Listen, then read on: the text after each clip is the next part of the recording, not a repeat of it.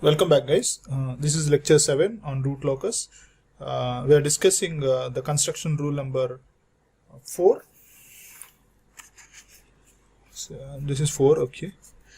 So what is actually is telling? So let us say I am having a transfer function that is 6th order transfer function. So here the order of that transfer function is 6. That means number of poles is 6, and let us say it has transfer function has zeros 2. So that means 6. So the number of branches means equal to p. So 6 branches I am having. In that 6 branches, since we have 2 poles, 2 zeros, 2 branches will tends to zeros, we terminate at zeros, and remaining p minus z, that is 4 branches, will tends to infinite. Okay. So in 2 branches, since we are having 2 zeros, out of 6, 2 will tends to end at zeros, 2 zeros, and remaining p minus 4, that is 4 branches, will tends to infinite. So how I'm telling that if my order is second order, that means my poles are located like this. With the help of roots, finding roots, I said that these 2 roots are tends to infinite, 2 branches for second order. That means one is taking an angle of from here to here 90 degrees, and another one is taking from here to here, that is 270 degrees. Okay. But what about here the poles, 2 branches means p minus z equal to 2. That is 2 branches. If I am having 2 branches, this at theta 1 at 190 degrees and theta 2 at 270 degrees. Now what about if the poles having more than 2, that is p minus z 4 with just infinite. So that may have some angles, okay. With some angles, these branches will divert. Okay, that is the main thing. That is the rule number 4 says that if p minus z root locus branches that proceed infinity, do so along the asymptotes with the angle. So these are called asymptotes 1, asymptote 2. Okay, and so the angles which get subtracted are said to be asymptotes. So since it is having p minus z is 4, so with p minus z is 4 asymptotes will be there in that root locus. Okay, so we'll with how much angle they will get move, we have to see. This is the, for each asymptote we'll move with that angle. So the p minus z is here 4. If p minus z is 4 means the q will be from 0, 1, 2, 3, 4. That means we'll having FA1, one asymptotic angle. If you compute 0 in this here, you will have one angle.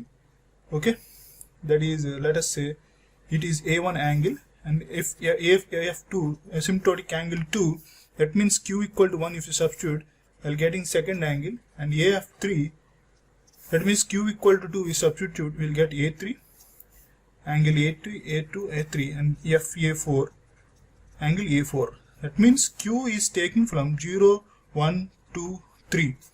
Okay, if you substitute that, we'll get 4 asymptotic angles. With that 4 asymptotic angles, the branches will get tends to infinite. Okay, so simply we are saying this equation. Let us solve this equation, how it came. So for the understanding that, let us take 2 poles, okay, and we have a finite value S0. So S0 is some value, it's somewhere at infinite. Okay, let us say it is somewhere at infinite.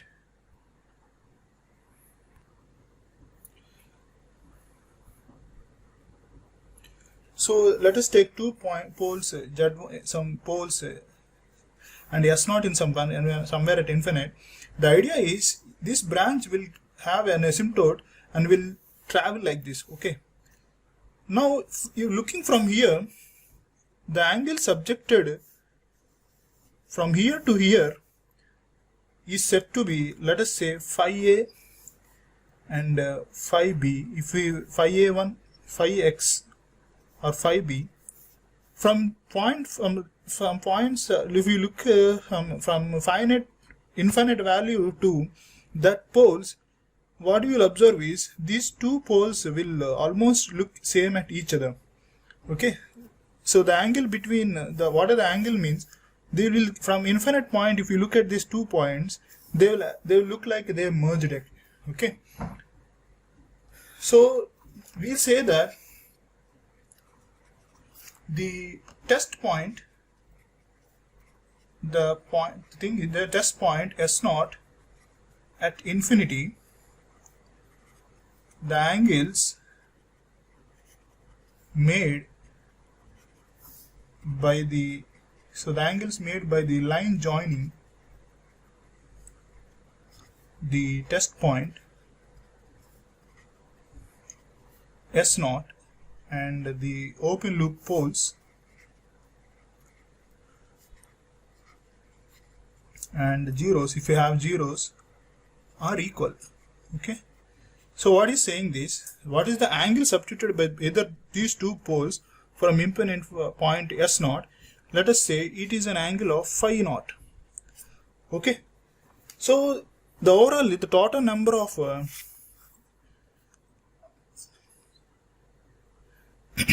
how many angles will be there?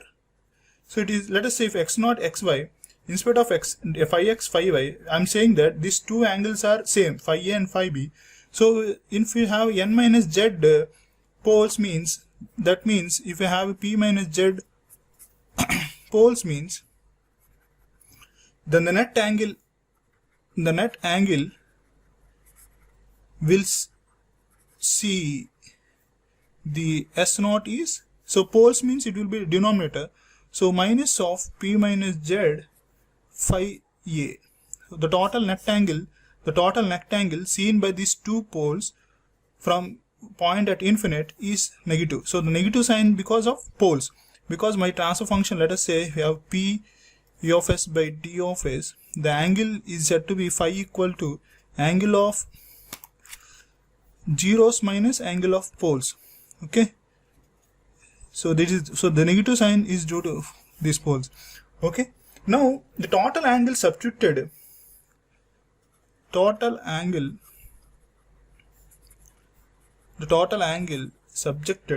contributed at S0. So the point is, the S0 should be located on the root locus. It should satisfy angle criteria, right? It should satisfy the angle criteria. Now the total angle substituted by S0 can be given as p minus z phi a equal to plus or minus 2q plus 1 into 180 degrees, where q equal to from 0, 1 to so on, p minus z value. So the phi a equal to plus or minus 2q plus 1 180 degrees by p minus z. Okay, so this is the point. So the total angle substituted by from here to here is number of poles which are branches which are tend to infinite into that angle phi a. So whole angles are taken, so common angle, and phi a is equal to, so this angle substituted by this pole from point S0 is this angle, total angle substituted by S0 to S0 by these poles. Okay, the point should be satisfied, which is in the root locus, should satisfy the angle criteria.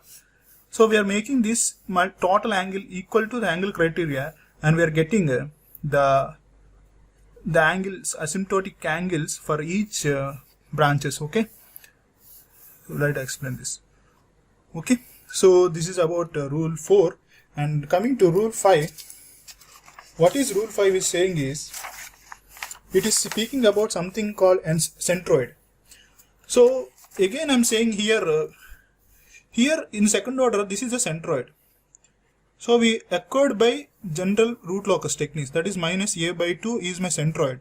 If I am having 4 poles, 4 branches which are sent to infinity, so the angle with from centroid only it will have a certain angle. Okay, so from centroid only it is having certain angle. Okay, this also similar to that. What is the centroid? Means the point of intersection of asymptotes with the real axis. So let us say I am having 4 poles. I am taking a general random. I am taking, this is my 4 pole. Okay, that means I what I said, root locus will exist only in the right half of the S plane, right of this pole. It is odd. Okay, so I have a provision of root locus at this point. Okay, there is no provision because between this space, right side of this having two poles, that is even, but between this I am having a provision, right? Okay, so my poles will start, these two at k equal to 0. This root locus will start from here, and this start from here, and somewhere it get merged, and this start from here and straight form from here, and somewhere it get merged, and in spite of moving, so actually in second order they started merged and moved like vertical. Okay, but here the p minus z is 4. That means 4 branches should tends to infinity. So the angle should be in such a way that it won't get vertical, but it will get some, it will move in such a directions. Okay, so how they are saying they are moving in such a direction means with the help of some reference, that is centroid.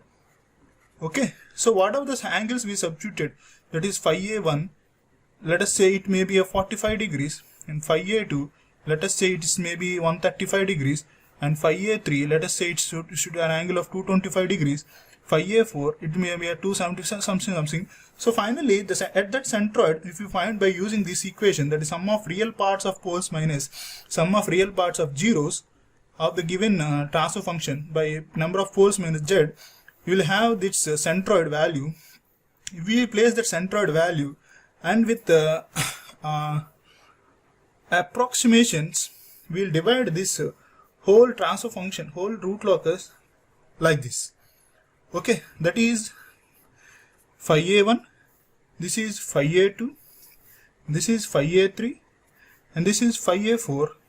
Now after dividing this whole root locus into subparts with the 4 asymptotes, now I am having 4 branches. These 4 branches will get diverted. So in spite of moving this word, if this 2 poles is moving vertically, but we have an obstacle here. Okay, it will turn and will pass like this. It will turn and pass like this, and it will turn and pass like that. Way the angles will be subjected due to because of the centroid, and the centroid having the 4 asymptotes will get diverted. Okay, this is about rule 5. With these 2 rules, I am going to give one example, a small example. So followed by the 2 rules, I am solving this. I want the root locus for this function. Okay, here for root locus plotting, first of all we have to do is step 1. So number of poles, so how many poles I am having? 3 poles. So the poles are 0, so if you make roots of this s square plus 4 equal to 0, I am having plus or minus 2j. Okay, so that is another 2 poles. This is pole 1, and this is plus or minus 2j is another 2 poles. Okay, and number of zeros I am having is 0. Okay, now I have to find the number of branches. So number of branches is n. Number of branches is n, that is equal to, so what are the higher things we are having? We are having poles only. So we have to consider poles p, that is equal to 3. If a transfer function having 4 zeros, the number of branches is n equal to, so greater than in these 2 branches are poles. So n equal to z will become, that in 4 poles, 4 branches. Because p here p is greater than z, we have to consider only poles number, that is equal to number of branches. So I have 3 branches. In that, since zeros are 0, so no branch in these 3 branches, no branch will tends to 0. That means no branch will end at terminate at 0, and remaining what are the n minus p minus z, that is 3 branches, that is total branches will tends to infinite. Instead of tends, we can say use terminate to infinite. Okay, so I'm having 3 branches which terminate at infinite. Now what you will do is, you just locate the pole 0 configuration. Okay, now I want to locate this pole 0 configuration. So I want to place this 0, so I'm having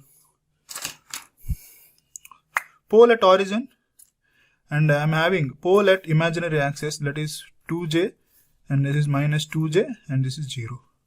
Okay, now what the next step is? Step 2 is provision of root locus. So what I said is, so in this whole left half S plane, if we look at the right side, we are having 3 poles, that is odd poles. That means this whole left half will act as a root locus. Okay, the second step is over, and the third step is, we have to find. So first rule is saying that it should be symmetrical axis, and the second rule is saying that the number of branches, how many branches or how many which will tends to infinite and tends to 0, and the third rule said that the light of the space which should have be odd one, then only the root locus will exist. So then my root locus will exist at this place. Okay, katam. Now coming to fourth rule, what I said is the angle of asymptotes. So we have to find, so that means 3 angles are tending to infinity, that means 3 asymptotes I will have. Okay, so 3 asymptotes with the angle phi a equal to 2q plus 1 into 180 degrees plus or minus 0 divided by p minus z, where q is equal to 0, 1, 2. So 0, 1, 2. Why? Because p minus z equal to 3. So p minus z equal to 3, that means 0, 1, 2, 3, up to 2 only it will accept. Now if you substitute in this equation q equal to 0, the angle phi a1, first asymptotic angle, that is 2 equal to 0, 0 plus 1, 180 by 3, that is 60 degrees.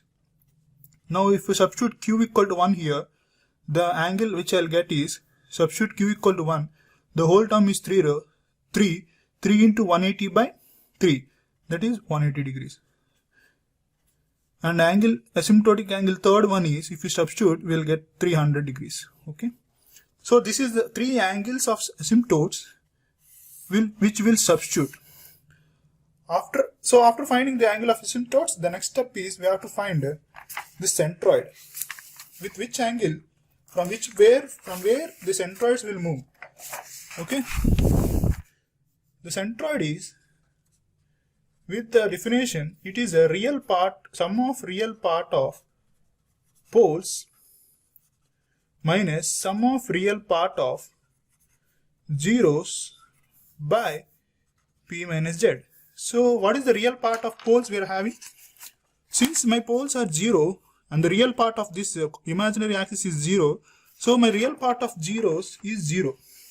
And since they are not having any zeros, so the zeros, there is also 0 by 3. So something 0 by 3 is called 0. My centroid is 0 here. That is, origin only is my centroid. Okay.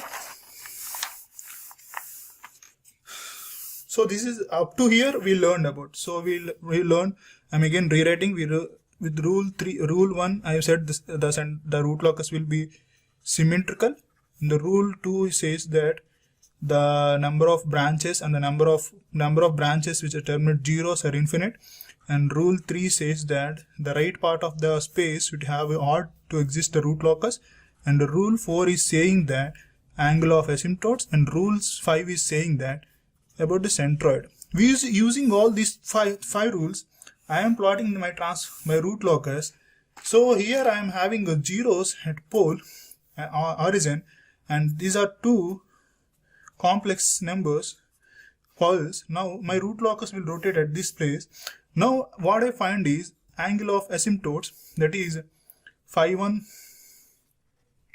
60 degrees, phi a2 180 degrees, phi a3 300 degrees, and the centroid is 0. So with the usage of protractor, just you find first angle is 60 degrees. Okay, so I am plotting this, and the second one is from here to here 60 degrees.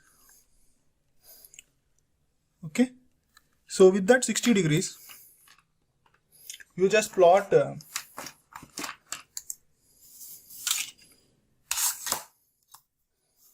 okay, a random line. This is not actually root locus, we have to make sure that, and with 180 degrees. So this is phi a1 60 degrees, and this is phi a2 180 degrees, and with 180 and 300 degrees. Okay, approximately I am drawing. So let us say this. So this is 3 angle of asymptotes. Now we have to do is, with this angle of asymptotes I drawn, this pole will tend to infinite with like this. Okay, I am drawing. So this from the pole which are tending to infinite will flow like this. Will start journey and will get together.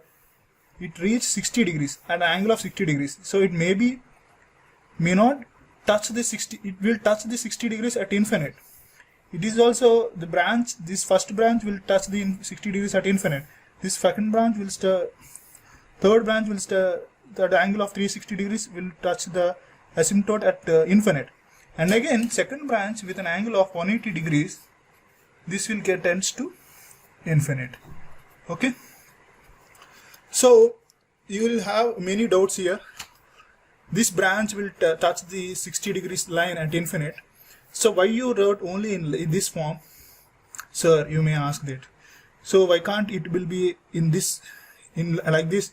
Why can't it start? This is actually my actual as root locus. Now you will have the questions like, so since you are saying that these are my asymptotic angles which tends to infinite, this root locus may start its journey like this and end with like this, and this root locus it start its journey and it will play like this, and you go at tends to infinite, and this is also like this, and it go tends to infinite. But here the rule is, for everything there is a proof. Okay, with which angle it should be diverted. So actually what it should be in, should be go in upward and downward. So it has to be moved in this way. So it has to be in downward form. So this is called angle of divergent. So angle of departure, we'll say this. So we will have some certain rule for this also. There will be a rule with what angle of departure it should depart. What is depart means? Someone who start his journey. But this route to get into an accident, to get into the position with asymptotic angle, it will start its journey with some angle that is called angle of departure. Okay, so we'll do that in slightly, and this is actually my root locus up to the 4th rule. In the next class we'll flow to the rule 6, 7, 8, and we'll do what I'll come with example, and we'll see that rules also. Thank you guys.